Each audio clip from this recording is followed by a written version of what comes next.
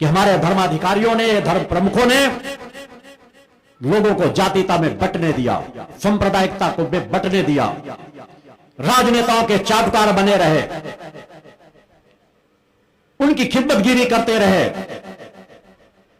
वह राजनेता जो 50 साल इस देश को लूटते रहे, देश का शोषण करते रहे। किस धर्म प्रमुख ने राजसत्ताओं के विरुद्ध आवाज उठाई? हर धर्म प्रमुख किसी ना किसी पार्टी के साथ जुड़ करके रहा। नशे का व्यवसाय फलता फूलता रहे, देश की सत्ताएं नशे का व्यवसाय करे, व्यापार करे, जातीयता के नाम पे लोगों को बांटते रहे, सांप्रदायिकता के नाम पे अपनी राजनीतिक रोटियां सेकते रहे। तो समाज में आवाज उठाने की आवश्यकता है, क्योंकि राष्ट्रीय एकता और अखंडता के लिए आवश्यकता है। समाज को बांट करके राजनीतिक रोटियां तो सेकी जा सकती है, मगर राष्ट्र का उत्थान नहीं किया जा सकता, राष्ट्र को विकास के पथ पर नहीं ले जाया जा सकता। यदि हम इंतजार करते रहे कि पाकिस्तानी वहां से सैनिकों, आतंकवादियों को भेज भेज करके हर महीने हमारे दर्जनों सैनिकों को मारते रहेंगे, और साल में बस एक आध बार जब चुनाव आया तो हम स्ट्राइक कर दें, हमने बदला ले लिया। मैं इसे बदला लेना कभी नहीं कह सकता। वो तो रोज स्ट्राइक कर रहे हैं, तुम एक बार साल 2 साल में कर पाते हो। ऐसी सत्ताओं को सोचना पड़ेगा, विचार करना पड़ेगा उन राज सत्ताओं को।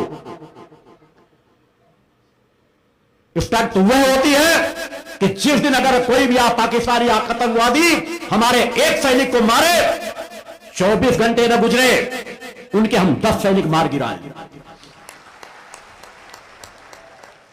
हमारे देश का शासक ऐसा होना चाहिए। वो आत्मीयता का व्यवहार चाहते हैं, हम आत्मीयता का व्यवहार चाहते हैं। वह दुश्मनी चाहते हैं तो उन्हें हम मुंहतोड़ जवाब देना जानते हैं। ऐसा होना चाहिए। हमारी नीति अब भी इस मामले में बहुत ढुलमुल है। आप लोग रोज न्यूज चैनल में सुनते होंगे, आज एक सैनिक मारा गया, आज 2 सैनिक मारा गया। वो शहीद होते रहते हैं। वो देश के हमारे सैनिक हैं। देश की रक्षा के लिए उनको जितनी भी अपनी कुर्बानी देना पड़े हंसते हंसते देते हैं। रात दिन देश की सीमाओं पे पहरा देते हैं। मगर यदि उनके साथ गलत होता रहे तो उनकी रक्षा कौन करेगा? वो देश की रक्षा कर रहे हैं, मगर उनकी रक्षा वह कहलाती है कि कोई विदेशी आक्रमणकारी अगर हमारे देश के एक सैनिक को मारता है तो हम कम उस देश के 10 सैनिक अवश्य मार गिराएं।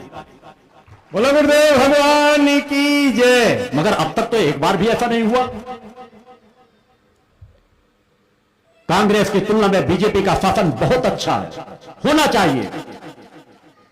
मेरा खुद चिंतन है कि केंद्र में अभी बीजेपी की सत्ता बनी रहनी चाहिए, क्योंकि विकल्प ही दूसरा कोई नहीं है।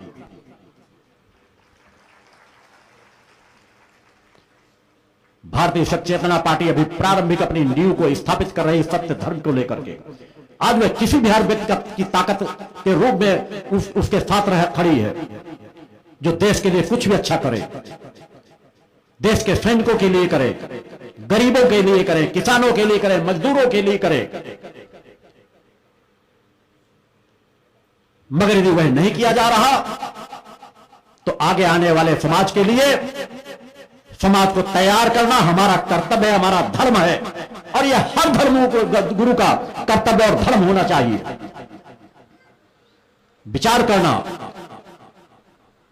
चाइना को तो हम जवाब दे ही नहीं पा रहे,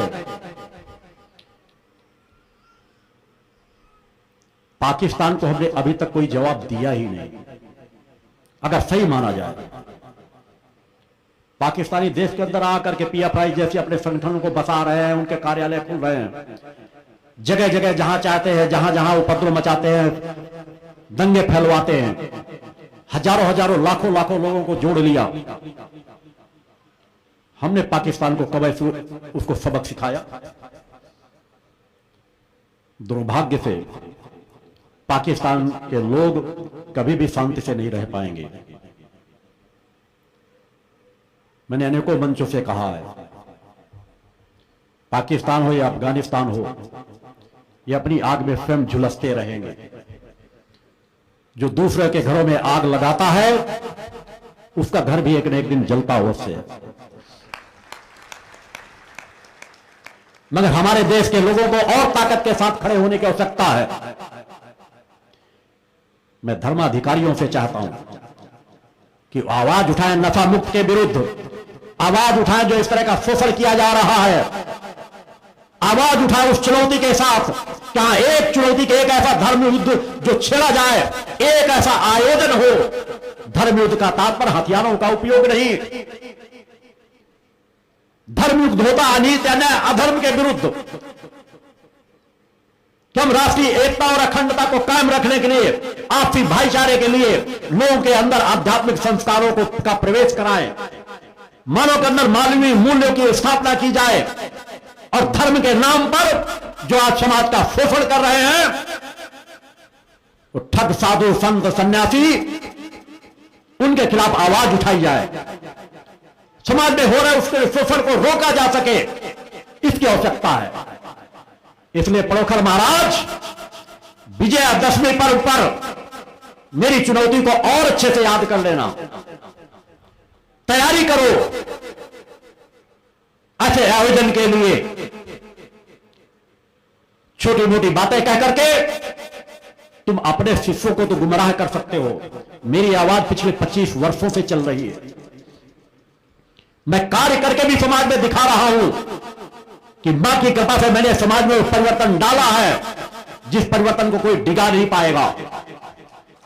सत्य धर्म की नींव स्थापित की है। मेरे पवित्र स्थल पर पिछले 25 वर्षों से माता आदि शक्ति जगत जननी जगदम्बा भगवती का दुर्गा चालीसा का अखंड पाठ जो अनंत काल के लिए चल रहा है। इस प्रवाह को कोई नहीं रोक पाएगा। मैं जो कुछ करता हूं मां की शक्ति कृपा के बल पर करता हूं, अपनी योग ध्यान साधना की शक्ति के बल पर करता हूं। मेरा जीवन परोपकार के लिए समर्पित है। मगर हर ढोंगियों पाखंडियों के खिलाफ आवाज उठाता रहूंगा। हर धार्मिक स्थान का सम्मान करता हूं, मगर हर धर्मगुरु का सम्मान नहीं करता। जो अच्छे हैं उन सभी का सम्मान करता हूं, स्वागत करता हूं। जो अच्छाई की तरफ बढ़ना चाहते हैं उनका सम्मान करता हूं, स्वागत करता हूं। जो अपने आप को ब्रह्म ऋषि कह रहे हो, कोई कुछ कह रहा हो, मेरा और मेरे शिष्यों के द्वारा धर्म सम्राट कहना कुछ लोगों को चीटा काटता है। तो भाई यदि कोई तुम में से धर्म सम्राट हो तो एक आयोजन के लिए सामने आओ। मैं तो आयोजन के लिए पिछले 25 सालों से आवाज उठा रहा हूं, अब उसका थोड़ा थोड़ा प्रभाव दिखने लगा है।